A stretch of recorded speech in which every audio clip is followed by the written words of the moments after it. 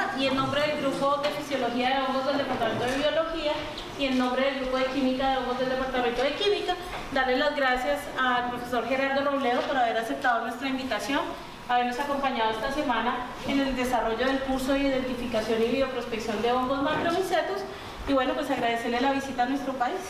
Bienvenido, y el auditorio es todo. Bueno, muchas gracias a todos por estar acá. Si no tienen problemas, prefiero hablar, si todos me escuchan, sin micrófono. ¿Puede ser? Sí. Mientras vamos bien, si vemos que se me va la voz y ya no doy más y no necesitan, pasamos al micrófono. Primero que nada, muchísimas gracias a Carolina, Iwen, profesor Ivón, por invitarme a participar en este curso. Para mí es un placer volver a Colombia, creo que es la tercera vez ya que estoy acá, siempre conectado con micólogos. Me fascina su forma de ser, la cordialidad que tienen siempre para con los invitados, y realmente me hace sentir muy cómodo. Y bueno, en este cursito muy especial yo aprendí más de lo que traté de enseñar. Carolina me pidió que hiciéramos una charla para el público en general, y entonces empezamos a discutir, bueno, ¿de qué vamos a hablar? ¿De qué puede ser? Y entonces surgió la posibilidad de tocar 3 temas, básicamente los 2 primeros, que es diversidad y ecología, es a lo que yo me dedico, y aplicaciones es lo que trataba el curso y es lo que yo estoy tratando de abordar actualmente. Y entonces terminó siendo como un resumen y tal vez contarle un poco mi historia como micólogo a lo largo desde que yo empecé hasta hoy. Y me pareció interesante contarles muy dinámicamente y sin una, digamos, carga tan académica y científica, sino mostrarles cómo me desarrollé como micólogo con un grupo muy particular de hongos. Entonces,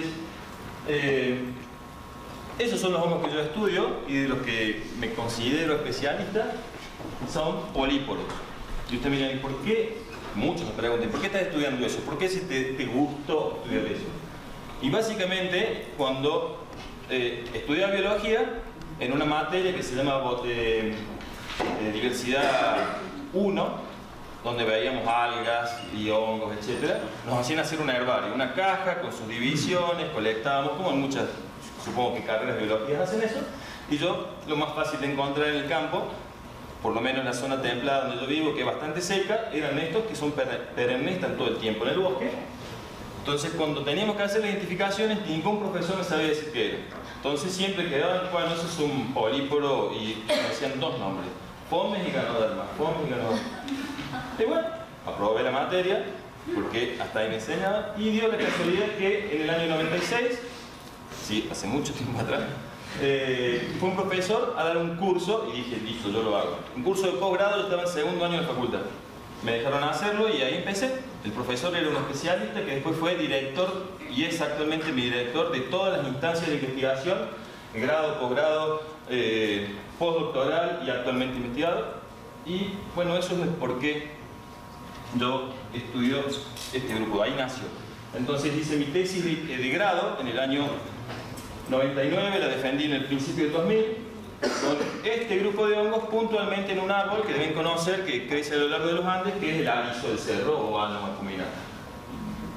Era muy sencilla, ir solamente a bosques de ese árbol, apuntar hongos y ponerles nombre.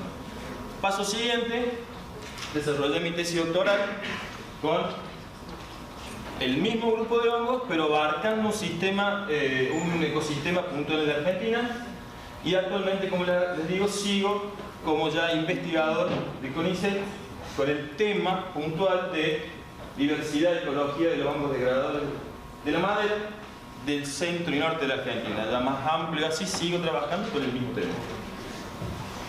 Bien, entonces para contarle un poquito más acerca de la diversidad, me voy a focalizar sobre el trabajo de tesis doctoral, que fue el más, digamos, arduo y largo, y desde que prácticamente hice mi base de conocimiento.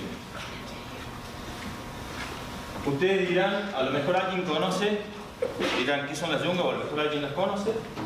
Las yungas son un sistema de selvas de montaña, que acá ustedes tienen, o por lo menos en el gran nombre general, ¿sí?, que van desde allá, desde Venezuela, y llegan a la Argentina, y este fue mi área de estudio. ¿Sí? Ahí tienen algunos otros biomas del dominio amazónico para que vean. Yo vivo acá, Córdoba, centro, Chaco, bastante seco y por supuesto no hay tantos hongos como en esta colita de las selvas montañas. Bien, esas selvas son muy interesantes, tienen, ahí está, esta es la cunita que nos une con Bolivia, ¿sí?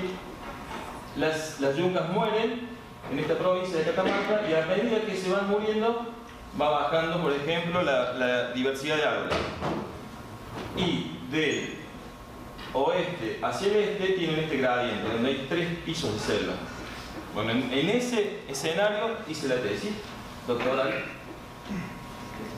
Bien, y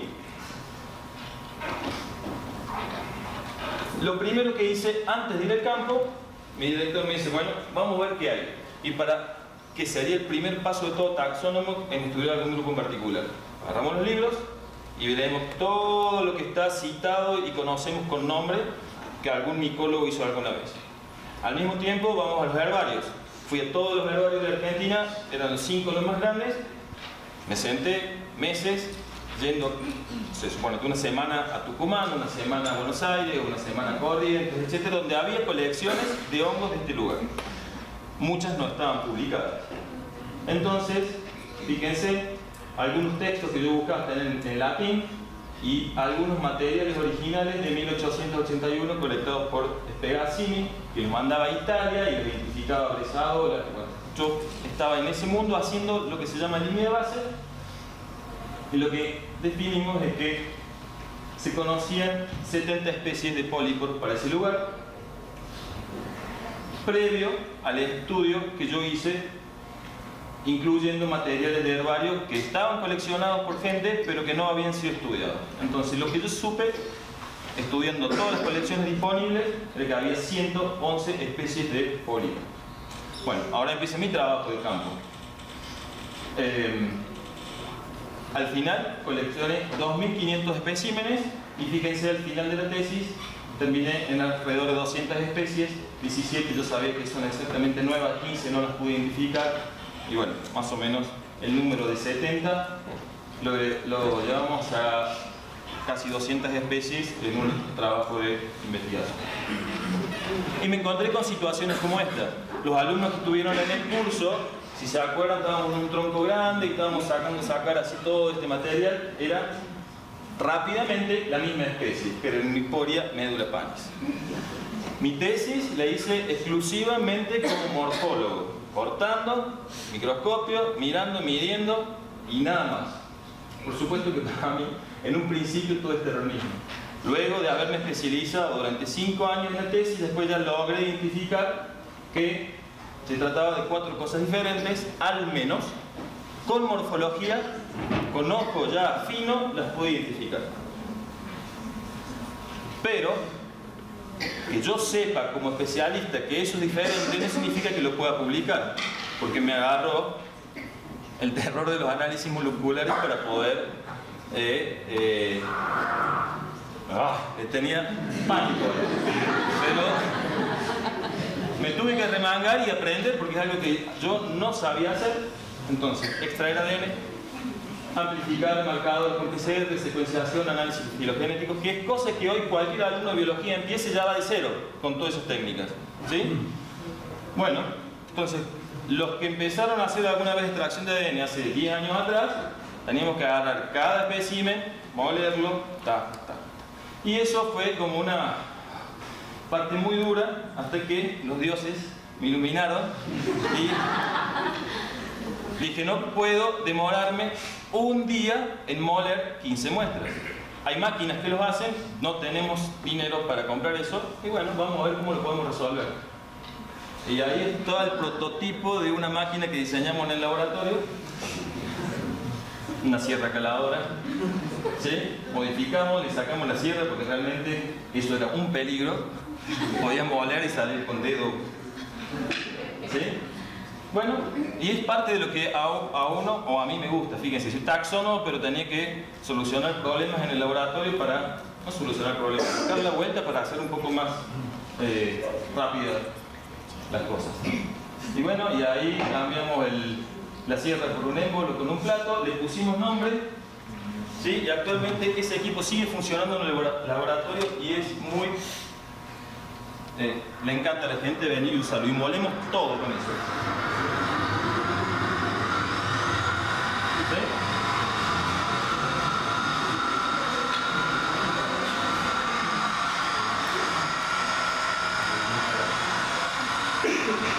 Espendor, bolitas de acero inoxidable, pastos, hongos, lo que sea, la gente viene, porque nuestro instituto es muy grande, es multidisciplinario de biología vegetal, todo el mundo lo utiliza. Bueno, actualmente hay mejores técnicas que no necesitan ese aparato para extraer. Pero bien, entonces yo pasé de ser morfólogo a darme maña para extraer, y hoy, esto fue hace un par de meses, colombianos en Córdoba, en mi laboratorio, haciendo taxonomía. Básicamente vienen a hacer pasantías para capacitarse a hacer extracción de ADN. Y Marta de Los Llanos, Natalie es mi becaria, ella fue de visita solamente una semana, y Natalie es mi becaria que salió de El Carmen, ahí en Río Negro, y se instaló hace 5 años, está allá. Tiene que defender su tesis y trabaja exclusivamente con un género. De todos los de mi tesis, que eran más de 60, ella se enfocó en uno solo. Bien, y entonces, ¿qué permitió todo este trabajo de biología molecular y de repente abrirme al mundo? Y cosas que yo en la tesis tenía con un nombre, como esto que es muy común en toda la región neotropical, Polyporus dictyopus, terminaron siendo por lo menos 2 géneros diferentes, con cada uno al menos 2 especies. O sea, ustedes se cuenta, no sé si se alcanzan a imaginar que yo llamaba de una especie a 2 géneros, Atroporus, Grupoatratus diabolicus, y 1, 2, por lo menos 3, 4 especies diferentes en otros géneros. Y eso básicamente pasa con todas las especies que yo estudié en mi tesis. Entonces uno dice, bueno, me preguntan, ¿publicaste algo de tu tesis? Y ahí voy con el primero todavía, porque realmente hace falta aprender esta parte. Otra cosa que me permitió hacer los análisis moleculares fue determinar que cosas que no tienen diferencias morfológicas y yo no los puedo separar en el microscopio, realmente son especies diferentes y que conviven conjuntamente. Y eso es bastante interesante, porque uno se basa tradicionalmente para definir una especie en el concepto morfológico. Lo veo, tiene esta forma, ya sé lo que es. Hay otra forma de decir el concepto biológico. Tengo este espécimen, cruzo, y si son compatibles, el concepto biológico, son la misma especie o no, si se intercambian entre ellos. Y después tengo este concepto, que es el concepto filogenético. Y en este caso no podemos combinar los 3 conceptos para definir realmente la especie, porque morfológicamente eran igual, filogenéticamente diferentes, y yo no tenía cultivos para cruzarlos. Pero bueno, uno va aprendiendo y cada vez se hace más complicada la situación. Entonces, el reino de los hongos, la diversidad es... Fíjense las estimaciones que había, 1.5 millones de especies en 2001, la última que se fue en 2011 propuesta de 5 millones de especies, y en el último congreso que fui decía que no, bueno, mucho más de 5 millones de especies. Imagínense lo importante que es eso para la prospección y el streaming, porque ¿cuántas especies leen ustedes en los papers cuando están viendo, bueno, voy a tratar de extraer esto, este metabolito? Y son contados con los dedos de las manos las más buscadas. Totalmente, el grupo de los hongos de madera es muy hiperdiverso, más aún en el neotrópico. A veces morfológicamente no los puedo separar y hablo de especies crípticas, como me pasó con los 2 ejemplos que le acabo de mostrar. Y la verdad que necesito tener el complemento de la identificación molecular como taxónomo a la morfología que yo conozco. En el neotrópico los polípodos son muy diversos. Hemos conocido un profesor que ha hecho los libros, se llaman micotas, de polípodos de distintas regiones del mundo. África, Asia, Europa Norteamérica, y para el Sudamérica hizo 3 volúmenes. Y él me dice, sí, no, acá es como un centro de diversificación de este grupo de hongos. Bueno, actualmente el proyecto que yo tengo en financiamiento apunta a esta situación de decir, bueno, las especies que pasaba, por ejemplo, este ejemplo del Dictyopus, que está alrededor de todo el mundo, citado para África, para China, para Sudamérica. Esas especies que se distribuyen tan ampliamente, ¿qué pasa? ¿Son la misma? ¿Son conespecíficas? ¿Las llevó el hombre de acá para allá? ¿O realmente se trata de especies diferentes que yo no las puedo percibir? Y mezclado en esta situación está en la nomenclatura, porque yo sé que nosotros como taxónomos en Sudamérica usamos nombres que le dieron los europeos a colecciones europeas, entonces estamos trabajando en eso.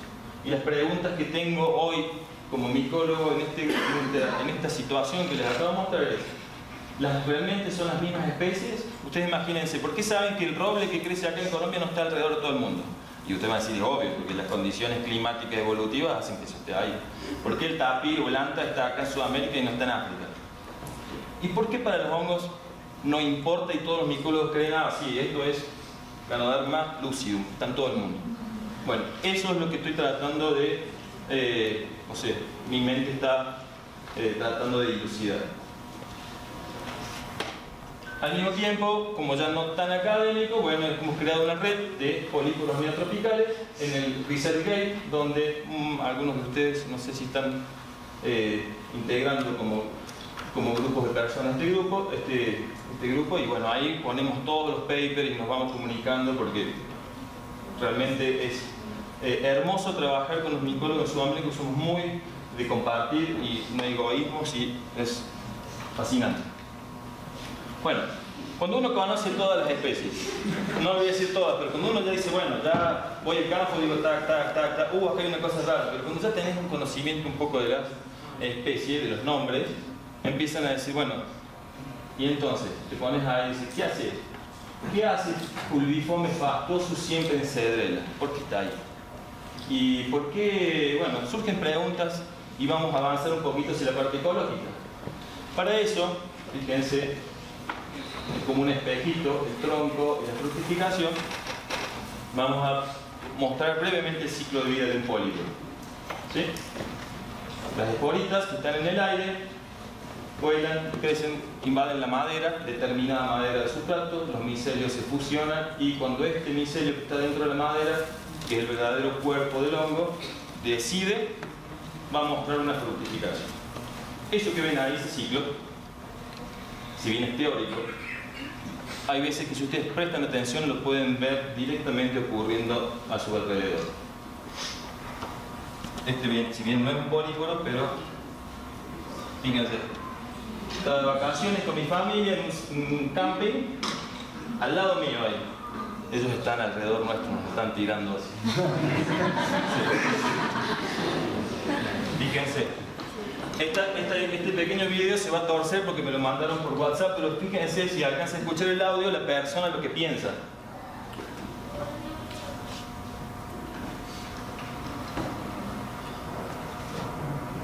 No sé que aún está humeando el hongo. Está humeando el hongo. Pero eso pasa en la casa de las personas, lo pueden ver cómo los hongos están tirando sus esporas. Bien, ¿y por qué esto es importante en la parte de ecología? Porque la mayor parte de los estudios ecológicos, y algunos que yo les voy a contar, es en base a lo que yo puedo ver, no realmente a los individuos. Porque supongamos que este es el bosque, un esquema. Acá generalmente no pasa, pero en el templado donde yo vivo, yo voy en junio, julio, septiembre, septiembre, el final de la época fría y seca, y está así, no hay hongos, no hay ni uno. Pero voy en marzo y está así. A ustedes generalmente está así, no importa dónde vayan, acá siempre van. Pero, bueno, los estudios ecológicos, muchos y los que yo alcancé a hacer, se basan en la presencia o ausencia de estructuras reproductivas. ¿Sí? Pero nos tenemos que acordar que detrás de cada estructura reproductiva está el individuo. porque yo no lo veo siempre. Entonces, cuando vayan al campo y no vean que hay tantos hongos, realmente piensen que esa es la situación y esa es la matrix donde estamos parados y donde ocurren los procesos. Los estudios ecológicos que yo alcancé a hacer y para entender siempre se basan en esta situación, en lo que yo puedo alcanzar que ver. Entonces son, digamos, resultados subestimados, porque sé que puede ser mucho mayor por todos los micelios y las actividades de los hongos que yo no veo. Entonces, brevemente, algunas de las preguntas que se nos ocurren. ¿Qué hacen? ¿Qué están haciendo ahí? ¿Cómo funcionan? ¿Qué factores afectan que haya más, que haya menos, que el estado de conservación? ¿Y qué pasa con ellos, con otros organismos? Siempre que, no sé, te dan vuelta, están llenos de bichitos o porque están ahí. Bueno, vamos a ver rápidamente, contarles algunas cosas. Primero, la parte ecológica de mi trabajo de tesis. Fíjense, ahí está, de nuevo, la colita de yungas que llega a la Argentina. Y les marco en verde 3 parques nacionales, que son los que yo visité y donde ya hice la parte sistemática del muestreo para las preguntas ecológicas. Ahí están los Andes, la primer 3 pisos de selva, ahí tenía que establecer mis transectas en cada parque, ¿sí?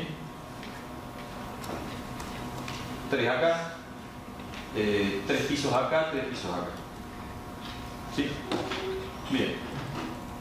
Para llegar a esos lugares no es tan fácil y solamente para que se vean, nunca más voy a hacer ecología, porque uno no se puede volver del campo sin la transecta y sin los datos porque no sirve el análisis. Entonces, cuando vayan a hacer ecología, piensen claramente, no propongan ni prometan 25 transectas cuando solamente van a poder hacer 1 o 2. Tractor, a caballo, y decís vas allá y en la punta de la montaña subiste y te nieva y decís, bueno, ¿y qué hago con la transecta? Y bueno, no sé. Pero bueno, las yungas son impresionantes y sorprendentes. Bueno, después de todo eso, ahí está el número de transectas, cuántos hongos junté en cada una.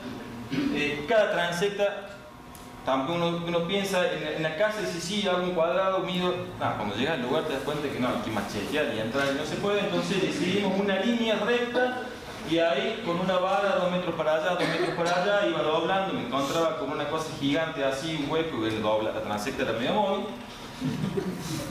Y tomábamos todo, junté todos los materiales en esas transectas y medí la madera, todos los árboles que había, las ramas que eran más gruesas que esto, y cuando juntaba cada hongo le medía ciertos datos a la madera, el diámetro, si estaba viva, si estaba muerta, si era un tocón, si estaba el hongo en el suelo y cuánta duro estaba esa madera. Todo eso para luego hacer unos análisis. Y el primero fue hacer curvas de rarefacción y de estimación de especies, con unos programas muy sencillos que son libres. Entonces, 126 especies es lo que yo logré captar con mis muestreos. Pero los análisis estimaban que había alrededor de 200. Y eso me encantó, porque así más o menos lo que yo encontré al principio con toda la literatura y con todos los hongos que había logrado identificar al final de la tesis. Obviamente, para captar toda la diversidad del lugar y que tus conclusiones ecológicas sean buenas, uno debería seguir muestreando hasta llegar a una meseta que se estabilice el número de especies. Bueno, hice unas curvas unas tortas de graficar la abundancia de las especies. Entonces había 4 que las encontraba siempre y dominaban. Eso me dejó pensando luego cuando interactuaba con los de bioprospección y decirles, si es muy abundante, ¿para qué vas a elegir una de acá rara? Si está abundante deben tener un potencial enzimático terrible porque colonizan todos los lugares. Pero estas mismas 4 dominantes solo crecían sobre ramas muertas de este grosor. Y entonces empieza un ida y vuelta para entender y ver qué está pasando ahí. ¿Qué otra cosa logré ver? Y esto es lo que más me encantó a mí. Con todas esas variables que yo le tomé a los hongos, de dónde crecía, cuán podrida estaba la rama, el diámetro que tenía, hice como un análisis multivariado y logré identificar 5 grupos según el sustrato donde están viviendo, digamos, y eso para mí era interpretar según la función que tienen en el ecosistema. Y Eso lo determiné como estructura funcional y encontré especies que viven en las ramitas vivas y abajo de las hojas. Los que estuvieron en el campo me habrán visto dando vuelta a hojas para tratar de encontrarlos. Y especies que fructifican en el suelo. No sé bien qué hay acá abajo, si materia orgánica o si están parasitando raíces. Especies que viven exclusivamente en esta situación, árbol vivo en el tronco, viviendo y ahuecando el duramen. Especies que viven en grandes leños muertos, que tienen condiciones puntuales. Y finalmente, especies que viven en las ramas muertas tiradas en el suelo. Hice un ploteo, en realidad esto es como ida y vuelta, ¿no? Pero esta estructura lo determiné por este análisis multivariado, y ahí está cada una de las especies ubicadas.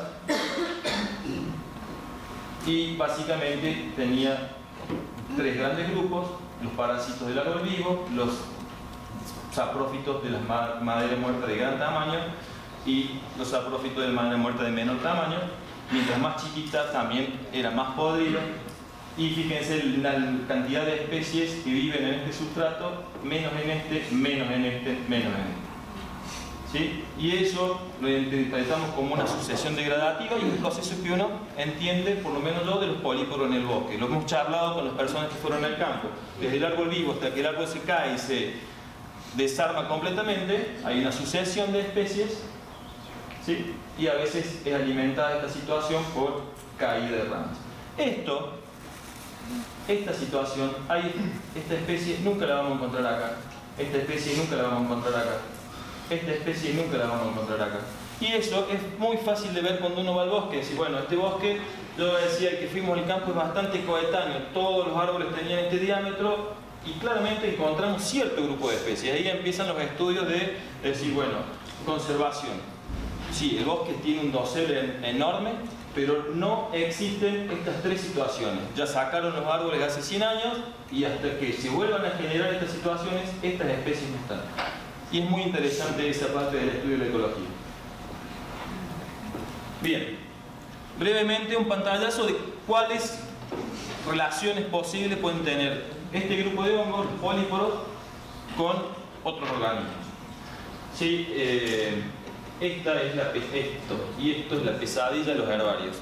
Los escarabajos que comen las colecciones, les encantan los hongos secos, pero en la naturaleza lo que ocurre también es que ellos hacen su ciclo de vida en la fructificación de los pólipos. Y muchas veces encuentran, hay estudios muy interesantes en la parte nórdica, donde si ven, cazan estos escarabajos, determinadas especies, con trampas, significa que el bosque está lo suficientemente maduro porque ese escarabajo hace el ciclo de vida en determinada especie de políporo que necesita un árbol así de grande. Entonces hacen como una forma de bioindicador del estado del bosque a través de un coleóptero, porque saben que puede terminar su ciclo de vida.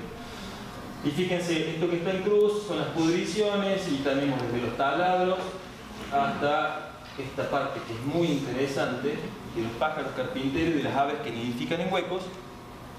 Porque los pájaros carpinteros no pueden hacer el hueco directamente en un árbol así. Vienen y agarran un árbol bien duro.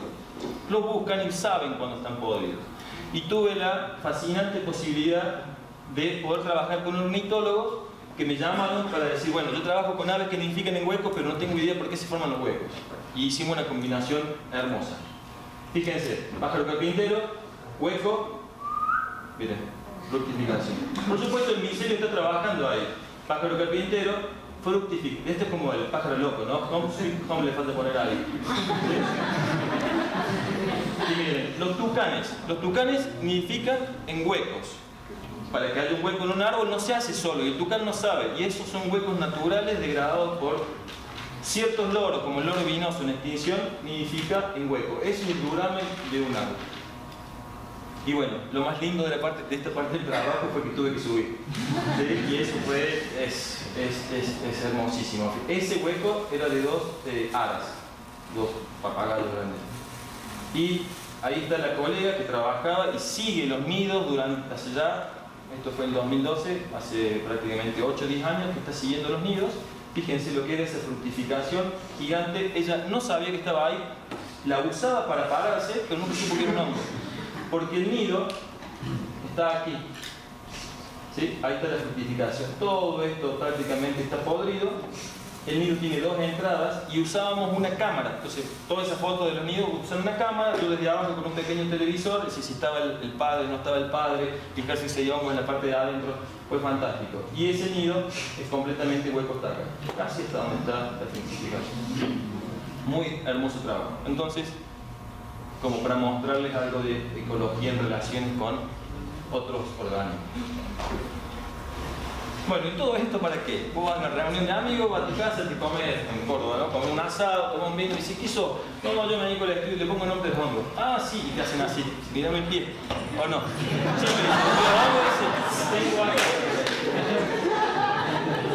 ¿y qué? Pero vos solamente le pones el nombre. Sí, yo le pongo el nombre, me fijo cuántos hay en el ecosistema, me encanta ir al campo. Ah, y bueno, ¿y para qué? Y el para qué siempre fue así, y hasta que desde hace pocos años he empezado a interactuar con colegas químicos que me enseñaron a disfrutar un poco de decir, bueno, todo lo que yo sé, ellos lo pueden aplicar. Volvemos a este pequeño esquemita. Bueno, la famosa bioprospección y la aplicabilidad. ¿Dónde está? Básicamente lo que hicieron los chicos en este curso y lo que se dedica el Grupo Carolina es en la fructificación se desarrollan productos químicos, metabolitos, tienen diferentes nombres y son cosas que uno puede extraer desde acá. Y hay otra gran parte interesante que es la parte enzimática, que es la forma en que el hongo vive dentro de la madera. ¿Sí? Donde dicen unos hongos degradadores de la madera, y esto es lo que hacen. Fíjense, está la pudrición, esta parte está sana, una microfotografía electrónica, fíjense cómo se empieza a destruir el tejido, y más cerca, ahí tenemos las hifas, fíjense cómo destruyen la madera. Y esa destrucción de la madera es básicamente uno de los principios por los que se estudian las enzimas, que si esta es la hifa del hongo que va avanzando ahí dentro de los vasos, libera enzimas al medio, y esas enzimas se encargan de destruir la celulosa, la lignina, para generar productos que ellos pueden absorber. La madera, el alimento de la madera es la celulosa y la hemicelulosa, pero uno de los grandes constituyentes de la madera es la lignina. La lignina no es alimento para los hongos, pero recubre toda la celulosa, así que hay que sacarla del medio. Y ellos se especializaron con baterías enzimáticas variables a romper lignina. Gastan energía para romper la lignina para llegar a la celulosa que les encanta. Y eso es parte del potencial que están siendo explorados en biotecnología. Cuando yo agarré y voy a decir, bueno, yo no, como ya saben, a lo largo de esta historia, yo no soy una persona que me dedico a la biotecnología. Pero entonces, ¿qué hice? Bueno, no voy a hablar yo de aplicaciones si no estoy haciendo, salvo un ejemplo que les voy a contar. Entonces puse, bueno, biotecnología, bioprotección, hongos, Colombia, y tenemos, ustedes, colombianos, tienen gente que se dedica acá, bueno, el grupo de Carolina, empiezan a empezar trabajos como los cultivos absorben diferentes compuestos, etcétera. O sea, hay gente que sabe hablar, va a poder hablar mucho mejor que yo de bioprospección de hongos. Acá está esta hermosa, que esta me gustó porque es como para gente común en la revista, hermoso trabajo de alumnos de este curso que hay acá. Y les voy a contar donde yo, el último proyecto en el que sí me siento un poquito más involucrado, que estamos desarrollando allá, que es la utilización de una especie, puntualmente la especie que está en la diapositiva inaugural de esta charla, que es Tarametes vilosa, para biocamas para la degradación de pesticidas. Ustedes, bueno, ¿qué es una biocama? Si no saben, a lo mejor lo conocen. Y en realidad lo que queremos hacer es hacer este sistema, donde la gran cultura agrícola que hay en Argentina usa pesticidas y agroquímicos a rolete, y esto, por ejemplo, este esquemita de un tractor o ese aparato que se llama mosquito, que tiene sus brazos que va arriba de los cultivos pulverizando, ¿sí? El señor que tiene un campo lo alquila, alquila el servicio, y cuando ese señor que ya fumigó lo lava, ¿dónde lo lava? Ahí lo lava, a la tierra. Toda la concentración súper alta queda en el suelo directamente a las napas. Entonces en el mundo existe este sistema en donde esta biomezcla tiene un alto contenido de hongos degradados de la madera para que cuando yo lavo la máquina, todos los agroquímicos son atacados por las enzimas. En este pozo de recolección lo que puede haber es volver a tirarlo acá adentro para que vuelva a pasar y etc. Entonces los agroquímicos no van directamente a la napa, por lo menos en el lavado de las máquinas, y tratamos de llegar a un sistema local con especies de hongos locales. Entonces, ¿qué hicimos? En realidad, ¿qué hicimos? Hablemos con mosquitos. ¿Qué hicieron? Yo les proveí la cepa y ayudé un poco. Entonces buscamos 3 especies de hongos y probamos 4 de los más utilizados agroquímicos. Glifosato lo deben haber escuchado, y algunos como clorpirifos, 2,4-D, atracina, etc. Lo primero que hicimos medio con agar, sin fuente de carbono, pero con agroquímicos. Y ustedes no pueden creer, pero estos bichitos se alimentan muchas veces, por lo menos el glifosato, lo usan como fuente de carbono. Entonces vos decís, wow, mirá, las enzimas que tienen, que son para eliminar, están rompiendo el hongo. Y muchas veces no crecen solamente con el pedacito de agar que tenía Malta en ese lugar, pero las enzimas sí degradan a la atracina, aunque no la usen como fuente de carbono. Entonces lo que se sabe es un halo de crecimiento. Entonces probamos 3 especies para saber, bueno, cuál de esas especies de hongos lo vamos a seleccionar, y estamos en eso. Luego de este primer paso hicimos medios líquidos con las distintas concentraciones de cada uno de los agroquímicos, triplicado, un montón de trabajo, y tomábamos muestras para luego ver cómo era la actividad enzimática a lo largo del tiempo. Fíjense que había 46 días, cada 3 días tomamos una muestra para después ver cómo iban trabajando las enzimas en ese lugar, y nos quedamos con Trametes vilosa como la especie, para recién saltar a una escala de laboratorio de preparar esas biocamas, ¿sí? Esas son las investigadoras que están a cargo: ingeniera agrónoma, ingeniera química, biólogo. Es un triángulo bastante interesante de conocimientos, porque los agroquímicos y saber toda esa parte lo proveía la ingeniera agrónoma, la química sabía, bueno, después. Muy interesante. Y acá lo que hicimos, ya estamos a escala de preparar esa pequeña biocama que va a ser rega una vez que esté armada, que tiene que tener turba, el acerrín, las bolsas inoculadas para mezclar acá con las distintas capas a este tamaño, y verter los líquidos como si estuviéramos lavando las máquinas, y luego, después de cada tanto tiempo, tomar muestras. Y falta una parte bastante importante, que es decir, bueno, yo sé que lo usa, lo rompe, pero nos falta determinar con equipos que tal vez ustedes conozcan en qué se rompe, porque capaz, bueno, fantástico se rompe, pero ojo, no vaya a ser que se rompan cosas más dañinas o más chiquititas que yo. Entonces, en este momento estamos en esta etapa. Y bueno, y acá quería contarles brevemente un poquito el rol que hago yo acá en estos trabajos. Y fíjense, esto es un poquito un escenario de lo que son los hongos, ¿sí? Y en este curso, básicamente, y la mayoría de los hongos macroscópicos en que se trace tanto taxonomía, ecología y aplicaciones, están dentro de este grupo. Yo, por lo menos, que conozco, ¿sí? Es muy grande. Lo vamos a ampliar a este grupo. Los hongos que yo estudio, que son políporos, fíjense, tienen representantes en diferentes grupos naturales, taxonómicos, filogenéticos, o llámenle sistemáticos, porque la macromorfología no nos expresa relaciones de parentesco, ¿sí? Entonces yo en mi tesis estudié hongos de todo este lugar.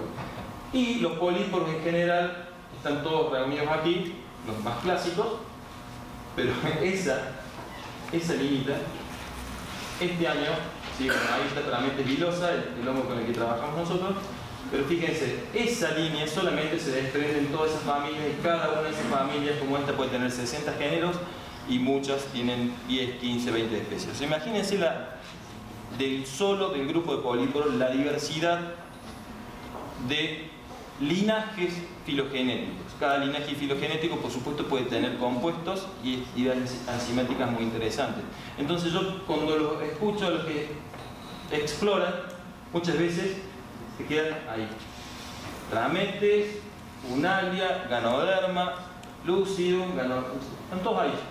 ¿Y por qué nunca ven qué pasa acá con las incrustoporiáceas? Bueno, algunos sí saltan al epiporo porque es re grande, re obvio, pero Eso fue como lo que me encantó de interactuar con las personas. Decir, no, busquemos por otro lado, busquemos a ver otra cosa, a ver qué tiene, porque si no nos vamos a quedar siempre, es muy posible que las enzimas sean parecidas. Y a veces es tan importante la taxonomía, yo me río, esto es solamente un ejemplo, bueno, no se alcanza a ver el autor ahí, pero actividad manganeso peroxidasa y la casa, que son dos enzimas, y bueno, hice un ejemplo. Y después yo veía, pero ¿por qué tiene dos especies? O sea, para mí esto es una especie, Lentinus tigrinus, Panus tigrinus, obviamente es la misma especie, porque soy taxónomo y lo conozco, pero él se ve que lo identificó como diferente. Y qué loco, porque encima es la misma especie, esta le da más actividad y no, están como invertidas, y digo, ojo, cuando trabajen y hagan, recuerden, no se olviden, busquen un taxónomo que les diga, porque si ustedes les dijeron o buscaron o identificaron, pueden llegar a conclusiones terribles. Primero que estás tomando una especie como dos géneros diferentes y como dos cosas diferentes, y bueno, no sé, las conclusiones que puedes llegar a sacar pueden ser locas. Y entonces, para cerrar, grupo súper diverso. A mí me encanta cuando me dicen, bueno, y vos sos micólogo que no sabes lo que es esto, y digo, bueno, sí, creo que esto es como... Y yo soy micólogo, significa que me conozco, son enorme la cantidad de especies que hay. Constantemente estamos describiendo especies nuevas, existen numerosas revistas que lo único que publican son especies nuevas constantemente. Como vimos, es muy interesante también tener en cuenta la función que están cumpliendo en el ecosistema, porque no es lo mismo una especie que degrada ramas muertas que una que le da los taninos para lograr meterse en el duramen de un árbol vivo. Entonces, a veces, ¿qué es lo que yo quiero buscar? O tras qué compuesto ando, decir, bueno, che, y este será acá, puedo pedirle ayuda a un taxónomo o a un ecólogo. Por eso tienen inmensa potencialidad en aplicaciones de diferentes tipos, y es muy importante que trabajen con cepas correctamente identificadas. Y mejor aún, y esta es la última diapositiva, trabajen en conjunto con un taxónomo para optimizar estos procesos de búsqueda de especies para saber lograr encontrar algo raro y distinto a todo el mundo. Bueno, muchas gracias.